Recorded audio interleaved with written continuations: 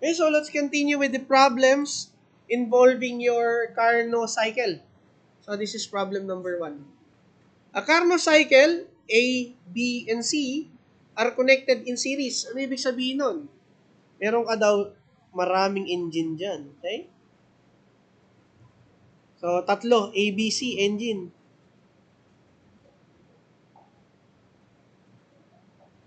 This is engine A, engine B, engine C.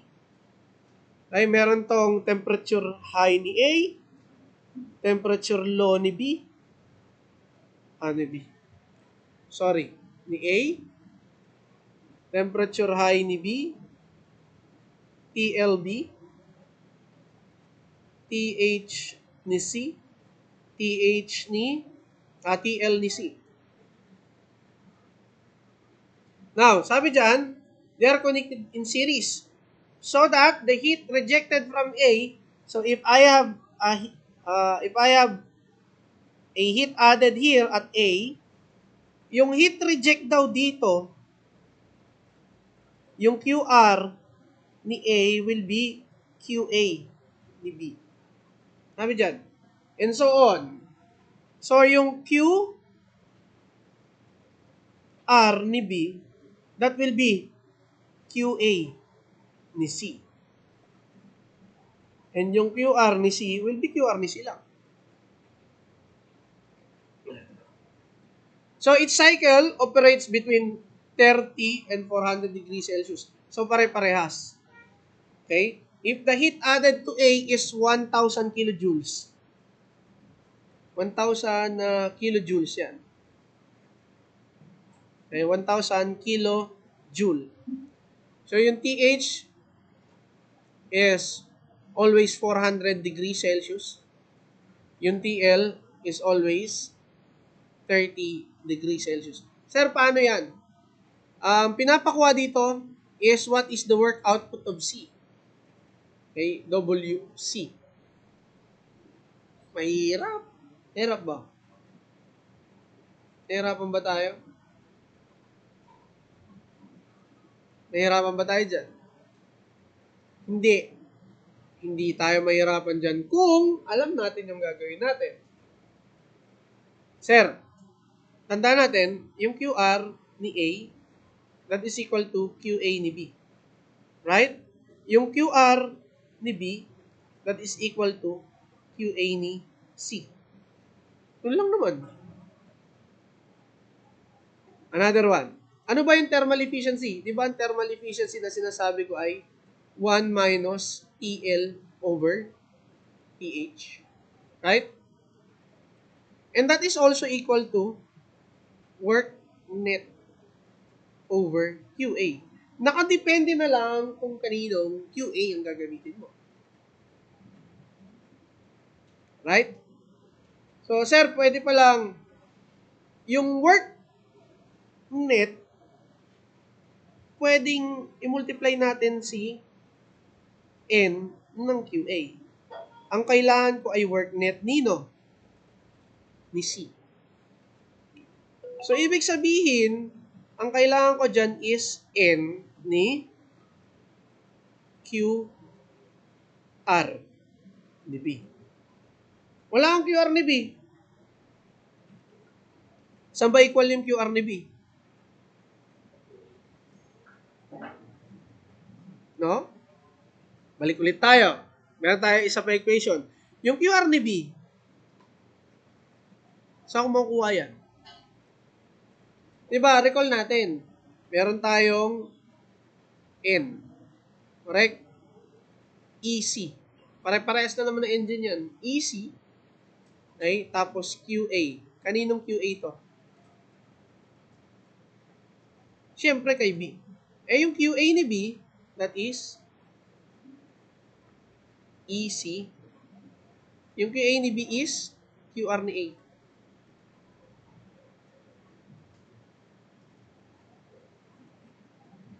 Ganun lang. So, ibig mo sabihin, sir, 1, okay, minus TL over TH.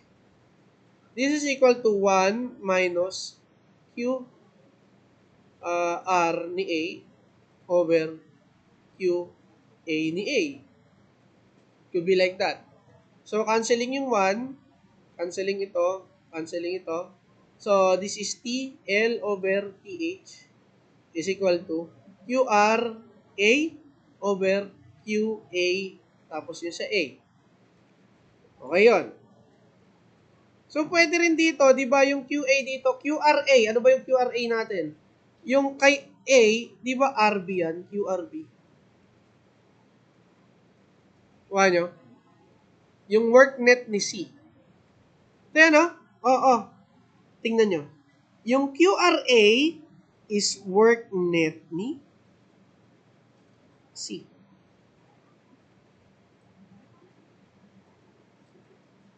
Recall nyo, ha? Recall natin. QRA is equal to, saan nga lumabas dito? Yung RA ay QA ni B. So, ibig sabihin, QAB. Nasaan yung QAB? QRA, QAB. Tapos yung QRB. That is equal to work net divide by yung efficiency. Work net ni C over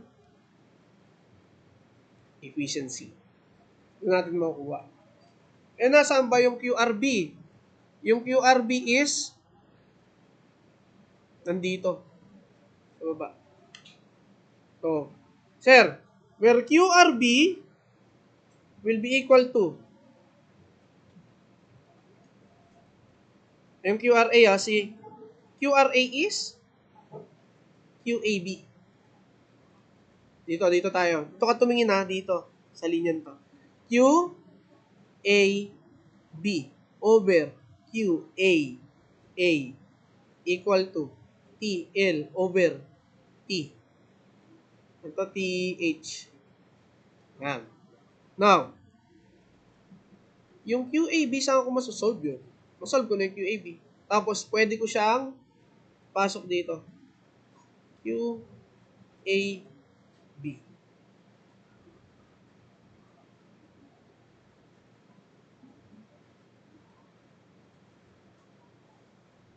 QAA TL over TH. Solve muna natin si heat added on B. Nandun tayo kay B. So, QAB is equal to QAA. Nagbigay sa'yo dyan ng heat added to A is 1,000 kilojoules. Okay? 1,000 kilojoule. Multiply to, binigyan ka ng 30 tsaka 400.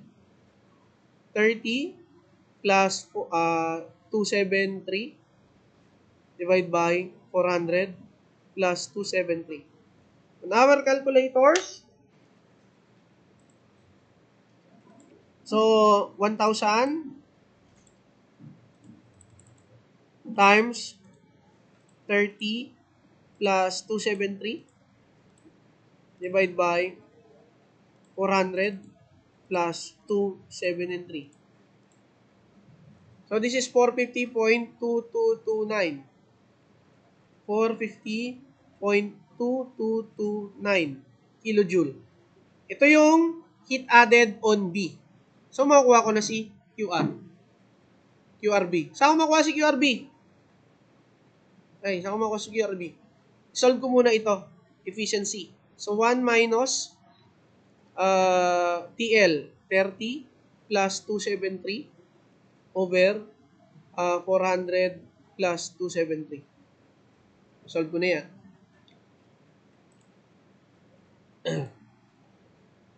So, dito, baguhin ko na lang.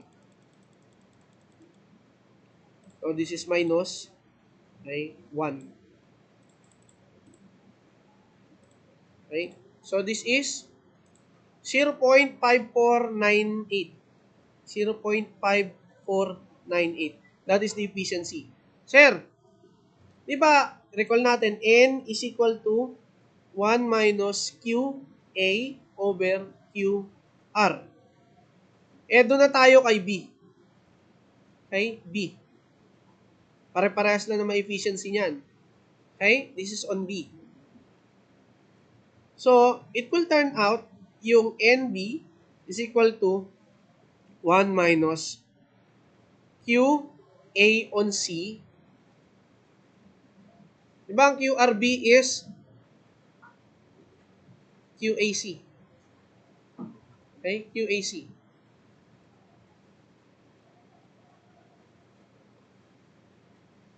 Sorry. This is QA on C. Oh, sorry. QR on C over QA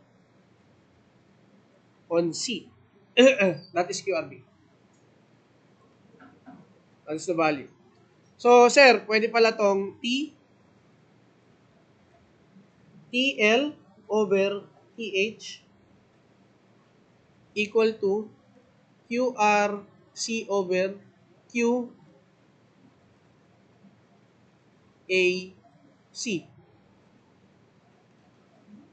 Okay. Sir, nalilito na kami. Meron na tayong QRB, right? Ano ba yung RB? That is QA on C. Tapos work net ni C over N. Pwede na kung na-solve ko na si QRB. Hindi mo na kailangan magbalik doon. Solve mo na si QRB, sir. Saan yung QRB? QAB, meron kang N. O, di solve natin si QRB. So, this is N equal to 1 minus QRB over QAB. Solve mo yung QAB, ayan o. Ito. So, N is 0.5498 equal to 1 minus, ulit mo na to na X over QAB is 450.2229. 2229. Hay. So, gamitin natin yung calculator natin. So, QRB is equal to, shift solve natin. So, 0.5498 alpha equal to 1 minus alpha x 450.2229. So, shift solve. Okay? For calculation purposes, nag-shift solve ako para mabilis. So, 6903. Okay? 6903 kilojoule. Di ba yung QRB that is equal to QAC? Right? So now, recall natin N is equal to work net ni C over QAC. Therefore, work net ni C is equal to N QAC. Ano yung N natin? 0.5498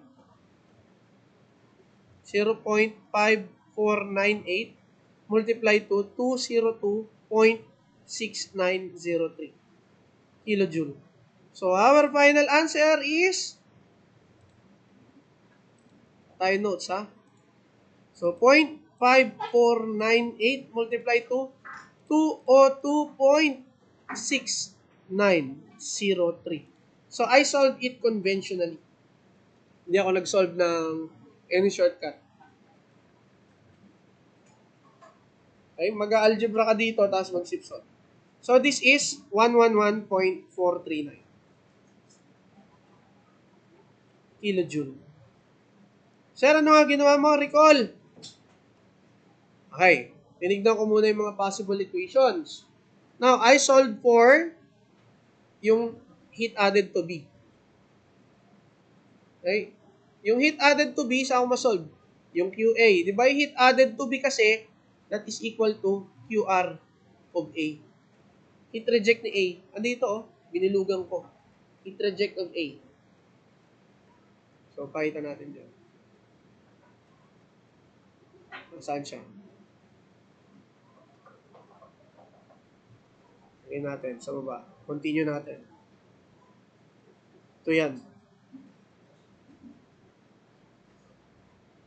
Hanggang sa na-solve ko siya using this equation.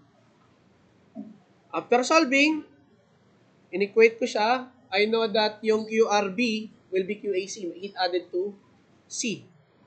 And then, I solve it.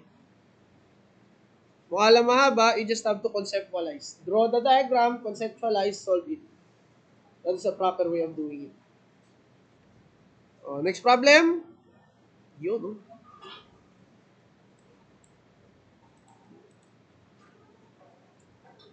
So, I have this problem. Angat natin. So, a Carnot power cycle employing 1 pound of air is working as a working substance is presumed to operate between temperature limits of 600 degrees Fahrenheit and 70 degrees Fahrenheit. Now, the pressure at the beginning and end of the isothermal expansion processes are 510 psia and 170 psia.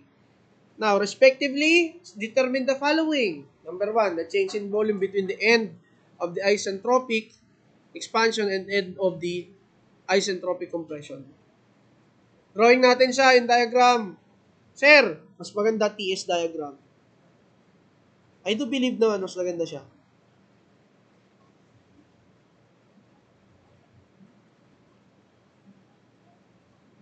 So, this is temperature high natin. Ilan temperature natin? So, that is 600 degrees Fahrenheit.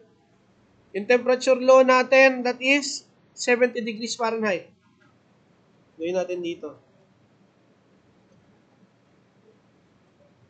So, 70 degrees Fahrenheit.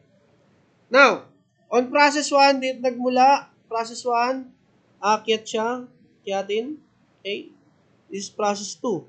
So, 1, 2. Yung 3, in here. Sorry, hindi ko na i-landing Kayaan nyo na lang. 4. So, this is the process. This is the process. Babalik siya dito. Sa 1. 4. Ayan. So, anong hinahanap natin? We are asked of the volume between isentropic. Okay. So, nasa ang bound delta V dyan? Meron ka ditong 4. Check. Meron ka ditong 2. Okay? Same lang naman yan. So, delta V is equal to V4 minus V2. Hanapin natin si V2. Saan mo mahanap? Meron kang given dito. Mass, hindi nagbabago yan throughout the system. Right? Meron kang binigay na pressure and temperature. We can now solve for the volume using ideal gas equation. So, PV is equal to MRT. Kaya lang on 2. Okay? So, ano yung pressure natin? Sorry. Yung volume 2 is equal to MRT2 over P2. Yung mass natin is 1 pound. Okay na yan? 1 pound. You multiply it with 53.35 feet-pound per pound degree Rankine. Multiply to T2. T2 is 600 plus 460. Degrees Rankine na to. Divided by our P1. P2, sorry. P2 is 510.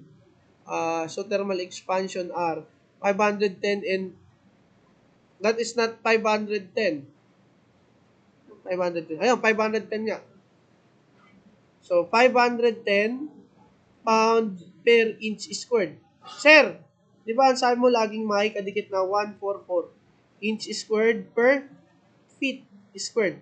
Check natin. Kailangan niya feet cube. Pound, pound, pound, pound, Rankine, inch squared, inch squared. So, feet squared and then feet cube nga lalabas. So, our volume is, wag nyo na i-multiply ng 1, 53, okay, 53.35 times 600 plus 460 Tapos 510 times 144. So the volume is, kamali. Hindi 1.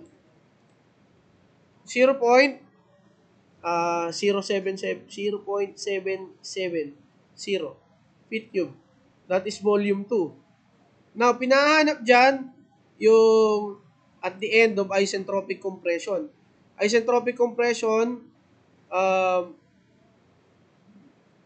at V3. Okay, V3. V3 yan. End of isentropic compression. So, that is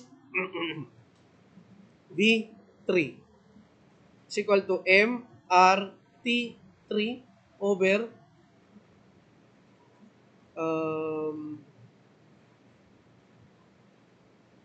meron bang V3? Kahit di na pala. Yung V3, isentropic compression naman yan, meron akong 2. Anong process involved in here? This is isothermal. Kapag isothermal, sa PV over T, this is 2, 2, 2, that's equal to P3V3 over T3. Since isothermal, temperature is constant. Therefore, masolve natin siya, P2V2 equal to P3V3. Okay? So, masasolve ko yung V3. V3 is equal to P2 over P3 times V2. Yung P2 natin, that is 510. Yung P3 natin, that is 170. Yung V2 ay 0.770 feet cube. So, the answer for V3, calculator, so 510 divide by 170 times 0.777. That is 2.31 feet cube. Okay? We have solved the following. The change in volume, so delta V. 2.31 minus 0.77. Ano yung sagot? Calculator natin. So, minus 0.77. That is 1.54.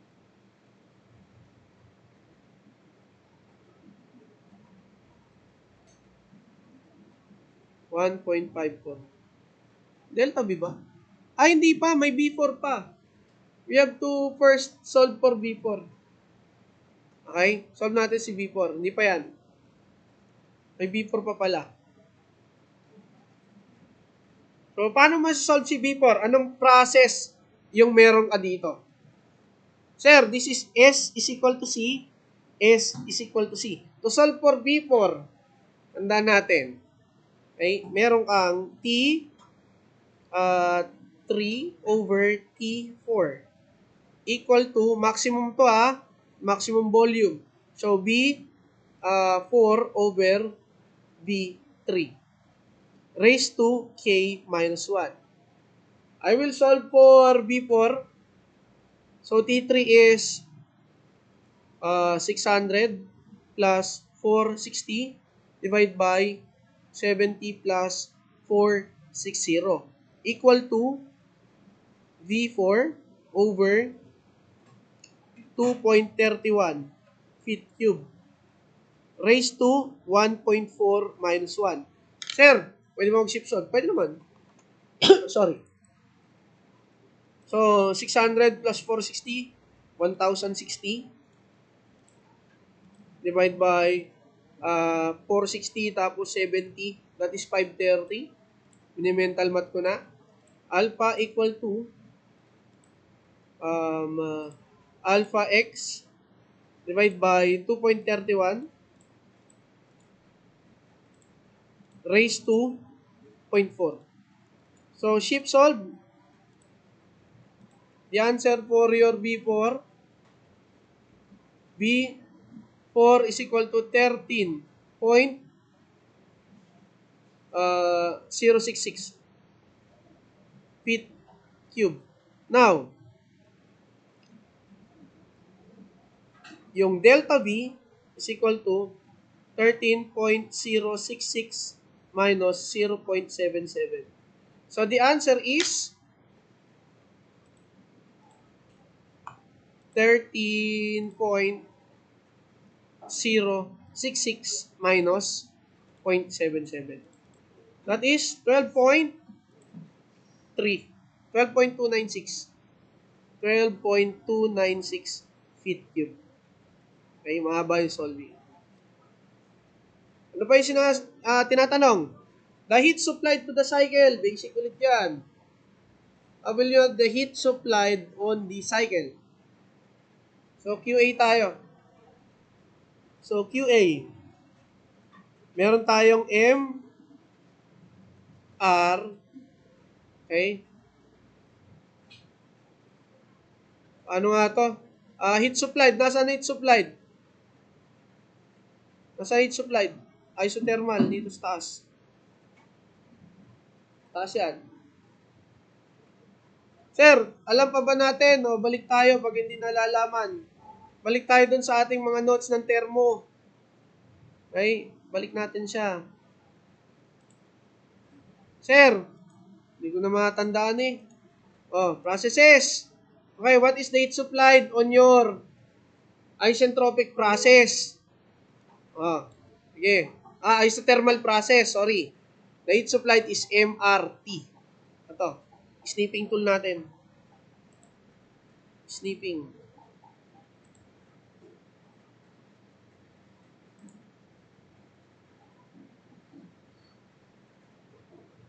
Okay, snipping tool. This is the supplied. Okay? Lagay natin sa combustion. Hindi nyo kasi kabisado eh. Ayan, para hindi ko pangunahan. Okay? So, draw. Burahin natin to. Okay? This is for the heat supplied. Heat supplied. That is heat supplied. Now, QA, meron ba tayong pressure volume dyan? Yes. Meron din tayong volume difference. V1 and V2. Since meron kang volume 2 and 3, pwede mong gamitin yun. So, P, pwede ka dito, may mass naman dito binigay. 1 pound, okay. So, MR na lang tayo. So, MR, temperature. What temperature ang gagamitin natin? On process 2. Okay, same lang naman yung 2 and 3. Balik tayo sa diagram. T2 is equal to T3. Kasi nga, ito yun, T2 is equal to T3 is equal to 600 degrees Fahrenheit. Okay? Ln nung P2 over P3. Or pwede rin yan sa volume. Okay? So, M is 1 pound. Yung R ng air is 53.34 feet pound per pound degrees Rankine. In temperature 2 is 600 plus 460 degrees Rankine. Ln nung pressures 570 over 170. 570 ba yun? Ay hindi, 510. That's 510. So, anong unit natin dito? Dapat naka-BTU. So, we will divide it all by 778 feet pound per BTU. Cancel same units, feet pound, pound, Rankine will arrive with BTU. So, pindutin ang ating calculator. This is 53.35 or 34, same lang yan. Times 1060 ln na 510 over 170 Kung mapapansin mo, yung 510 divided by 170, that is 3. 3 times. Okay? Tapos 778 ilalim. So the answer is 79.84 BTU. 79.84 BTU. That is the answer. For heat added. So this is for 1. This is for 2. Next. Number 3, heat reject of the cycle. Kailangan pa ba ma-solve yung heat reject ng cycle? Yes. 3. Saan mo gagamitin? Diba sabi dito, N is equal to 1 over QR over QA. Right? And this is also equal to 1 minus TL over TI. So, canceling natin to. Same lang naman yan. So, your QR over QA is equal to TL over TH. Now, solving, yung QR natin is equal to QA multiplied to TL over TH. Ano ba yung QA natin? Our QA na solve lang 79.84. 79.84 BTU. Multiply to temperature law, that is, natatandaan yung temperature law natin, that is 70 tapos 600. So, 70 plus 460 divided by 600 plus 460. So, ilang BTU yung QR natin? So, our QR will be, okay, multiply ko na lang to ng 70 plus, excuse me, 460 over 600 plus 460. So, the answer is 39.93. 39.93 BTU. That is QR. Next problem, the network of the cycle. Madali na yan. The network of the cycle, diba, at number 4, work net. Pwedeng QA minus QR. Or, pwede rin sa efficiency. Kung may efficiency ka, okay, yung work net is equal to NQA. Pwede yan. Wala ka na may efficiency. So, dito ka na lang muna. So, QA. Ano yung QA natin? 79.84. 79.84 minus 39.93. So, this is equal to isang number, ang dami nating na-solve. Minus 79.84. So, 39.92 pa rin. So, 39.91 BTU. So, next is the okay, next, tanong. The network of the system. Nakuha natin. Cycle thermal efficiency. Cycle thermal efficiency for number 5.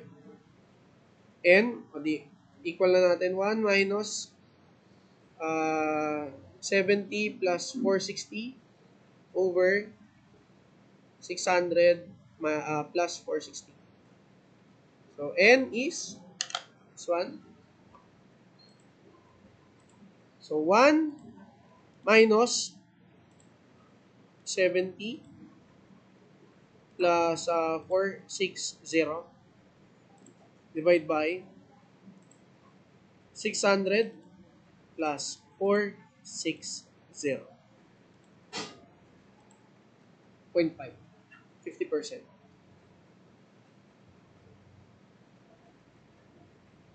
Okay? So, ganun lang kadali mag-Carnot cycle. Okay, last two problems, very short problems. Next. A Carnot cycle, engine requires 35 kilojoules per second from a hot source. Ano yan? From a hot source, ano may binibigay ng hot source? Heat added. So, QA. QA is equal to 35 kilojoule per second or 35 kilowatts. Okay? The engine produces, so ano yung produces? 15 kilowatts power. So, that is work. So, 15 kilowatts. Okay? And the temperature of the sink is 26 degrees Celsius. What is the temperature from the source? Okay? Paano natin solve yan? Ganito lang mag-solve yan. Pare. Di ba meron tayong work net over QA is equal to efficiency. Okay? This is equal to 1 minus TL over TH. Ang kailangan ko ay TH. Okay? Kailangan ko TH. So, let us solve this one. Work net over QA is equal to 1 minus TL over TH. Lipat ko. So, TL over TH is equal to 1 minus work net over QA. Algebra na tayo. Ang kailangan ko ay yung TH. So, cross-multiply natin yan. So, TH will be equal to TL over 1 minus work net over QA. Sapat na yan sa akin. So, yung TL natin ay, ano yung tilaw natin? That is 26 plus 273. Naka-degree Celsius eh. So, 1 minus work net, that is 15 kilowatts ng unit na yan. Divide by 35 kilowatts. Cancel all same units. This is in Kelvin. Ang kailangan ko ay naka-degree Celsius. So, I have to minus 273. So, T high is equal to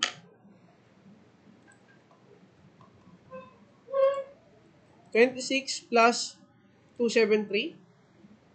Madadali na lang tong tanong natin. 273. Okay? 1 minus 15 divide by 35 minus 273.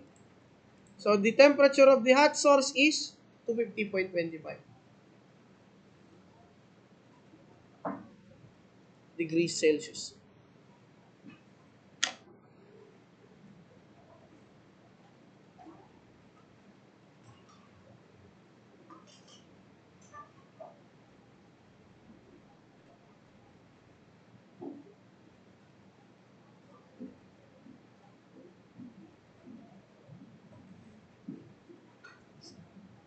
This is very basic, mga tanungan.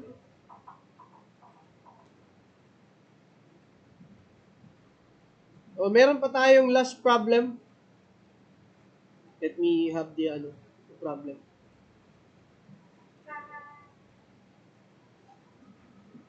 Next problem. A reverse Carnot cycle. A reverse Carnot. Paano pag reverse Carnot? Tandaan nyo, mas mataas yung QR. Okay? For reverse Carnot, ang efficiency niya, COP ang tawag. Okay? The COP. So, ibig sabihin, QR over work net. And that is equal to, yung QR natin, yan yung mataas temperature. Yan yung mag-absorb ng heat. Tapos, TH minus TL. Anong hinahanap? T-law. Temperature law. So, temperature law, ayusin na lang natin to.